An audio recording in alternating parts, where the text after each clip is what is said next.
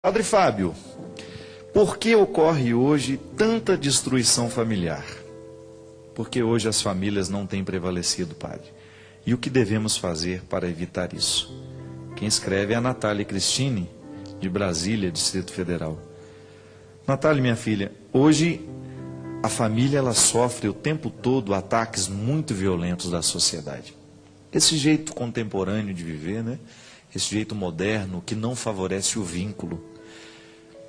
E aí, Natália, a gente precisa pensar que quando a gente analisa a questão da família, é o lugar onde isso explode.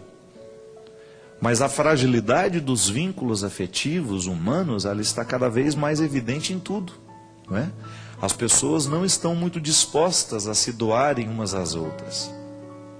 O mundo contemporâneo, com tudo aquilo que é próprio dos nossos dias, né? Aquilo que são as características do nosso mundo. Tudo muito transitório, tudo muito rápido, tudo muito fugaz. É muito difícil, o amor não sobrevive dessas pressas. O amor ele precisa de calma para acontecer, não é? Pode até se apaixonar rapidamente, mas a paixão dura um tempo e depois da paixão, a paixão é apenas a antessala do amor. O amor é aquele sentimento que a gente nutre uns pelos outros, que nos dá estabilidade mesmo. Ele exige tempo, ele exige fidelidade. E hoje, nesse mundo de tantas possibilidades, essa fidelidade tem sido muito ameaçada, tem sido muito difícil ser fiel nos dias de hoje. Por quê? Porque nós somos estimulados o tempo todo para novidades. Isso é característica dos dias de hoje. Há uma frase de Karl Marx, né, o marxista, que nós não comungamos das mesmas ideias, mas ele tem uma frase muito interessante, quando ele fez a análise da sociedade moderna, né, no tempo dele. Hoje nós já estamos numa sociedade pós-moderna, digamos assim. Qual que é a diferença do moderno para o pós-moderno? No moderno, nós achávamos que a razão já tinha solucionado todos os problemas da humanidade. E hoje, na pós-modernidade, não. Nós já assumimos que a razão não resolveu tudo. Essa é a grande diferença da modernidade para a pós-modernidade. Karl Marx dizia uma frase interessantíssima, ele dizia assim: tudo o que é sólido desmancha no ar. Isto é, todas as estruturas que até então eram sólidas, fixas, né, que davam segurança à sociedade, se desmancharam. Os poderes foram destituídos, né? Perderam as autoridades, digamos assim. Isso acaba tendo uma consequência muito séria na nossa humanidade. A antropologia muda, né? O ser humano fica outro com este tempo em que tudo se desmancha no ar. Nós vivemos inseguranças muito profundas nos dias de hoje. E engraçado, minha gente, que a gente avança, a gente evolui, a sociedade fica cada vez mais avançada, tecnologicamente falando, mas as necessidades humanas ainda são como no tempo da pedra, né? Nós ainda necessitamos as mesmas coisas.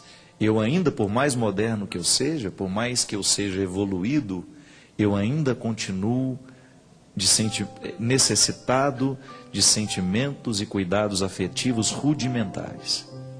Aí como é que a gente concilia dentro de nós essa postura moderna que nós precisamos ter, avançado, né, de estar no mundo de hoje e dar conta de lidar com tantas possibilidades e ao mesmo tempo cuidar desse coração tão rudimentar, tão cheio de necessidades básicas, né?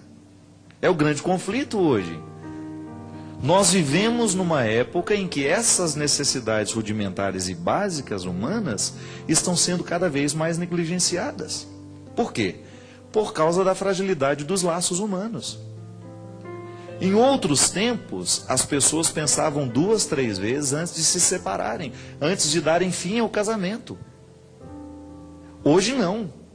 Porque o nosso discurso, a nossa mentalidade, nos diz que nós precisamos ter pressa para resolver as coisas e que a nossa felicidade é urgente. Eu acredito mesmo que a felicidade é urgente. Mas essa urgência de ser feliz não pode nos retirar o bom senso de analisar as nossas escolhas. Então, tudo aquilo que hoje pode ser uma facilidade, pode se voltar terrivelmente contra nós. Então hoje a família sofre demais por causa disso, porque os seres humanos que constituem este núcleo familiar estão cada vez mais impossibilitados de viverem os laços definitivos. Porque para viver um laço definitivo precisa ter muita maturidade. E maturidade significa saber sofrer do jeito certo para que a gente possa fazer prevalecer o valor. Então, se eu sou imaturo do ponto de vista afetivo, eu jamais vou ser capaz de me renunciar ou de fazer algum sacrifício pela pessoa que está do meu lado. Eu vou querer sempre a satisfação das minhas necessidades, eu vou querer sempre a satisfação dos meus desejos e não quero me preocupar muito com quem está do meu lado. É engraçado, né? Se a gente for analisar, onde é que a gente começou a viver esse processo de mudança? Aí a gente vai descobrir que na escola, um lugar onde a gente aprende a ser gente também, porque não é só dentro de casa, muita pedagogia que foi aplicada nos nossos pais, um pouco em nós que estamos aí com 30 e poucos, 40 anos, nós somos educados muitas vezes para estarmos preparados para este mundo moderno. A competitividade, perpassando as pedagogias. Mas muitas vezes a solidariedade deixou de ser ensinada. O valor do vínculo, da colaboração. Como é importante, minha gente, nos dias de hoje, a gente retomar isso. Nós precisamos voltar a ensinar a solidariedade aos nossos filhos, a cooperação, a tolerância. Veja bem o que aconteceu e que está repercutindo demais na mídia, né? Aquele ataque, aquele homossexual em São Paulo, um rapaz que foi cruelmente agredido porque é homossexual. Agora você já imaginou, se o mundo continuar nesse ritmo, se nós não formos capazes de respeitar o outro, eu posso, minha gente, não concordar em absolutamente nada da maneira como o outro vive, como o outro pensa, mas eu preciso respeitá-lo. O que Jesus nos ensina antes de qualquer coisa é isso. A diferença existe no mundo e sempre existiu, vai existir, e cada vez mais essas diferenças vão ter coragem de se colocarem no mundo. Então a gente precisa ter muito cuidado para que a gente não se transforme num instrumento de ódio no mundo de hoje, justamente por causa do despreparo afetivo que nós temos. Você já imaginou agora uma pessoa ser agredida na rua por causa da opção sexual que tem? Se o mundo ficar assim? Onde é que está o nosso amor? Onde é que está o nosso respeito? E aí, minha filha, a família sofre também por causa das constantes invasões dentro da nossa casa, dos contravalores que entram dentro da nossa casa e começam a fomentar a cabeça dos nossos filhos, começa a gerar personalidade, começa a gerar jeito de ser. Quando é o início do programa, né? Quando a gente aprende que trabalhar não vale a pena, que é melhor roubar, que é melhor enganar. Gente, o que norteia uma pessoa, o que faz um ser humano ser quem é o caráter. E o caráter, ele é moldado desde o início da vida, desde quando nós começamos a perceber que aquela criança precisa aprender valores. Agora veja bem, se o contexto da pós-modernidade nos modificou demais, se nós estamos o tempo todo ávidos pelas possibilidades, mas incapazes de lidar com esses valores, de trabalhar esses valores dentro da nossa casa, a gente corre o risco de criar uma geração, uma sociedade cada vez mais precária, que não sabe amar, que não sabe colaborar, que não sabe respeitar, que não sabe conviver com as diferenças. Eu não estou aqui motivando absolutamente nada. Eu não estou fazendo outra coisa senão dizendo que nós precisamos voltar a cultivar os valores dentro da nossa casa. Ensinar para os nossos filhos o amor ao outro, o respeito mesmo que ele seja diferente de nós. A instabilidade dos laços afetivos hoje, ela tem sido causa de muitas violências, porque o filho que é que cresce sem pai, que cresce sem mãe, que cresce sem referência de autoridade, ele vai sair pela rua assim, achando que ele pode espancar todo mundo, que ele pode bater em todo mundo, que ele pode pegar o carro dele, que ele pode avançar o sinal. Por quê? Ele não aprendeu os limites. Está vendo que a estrutura familiar, ela é minada nessas coisas?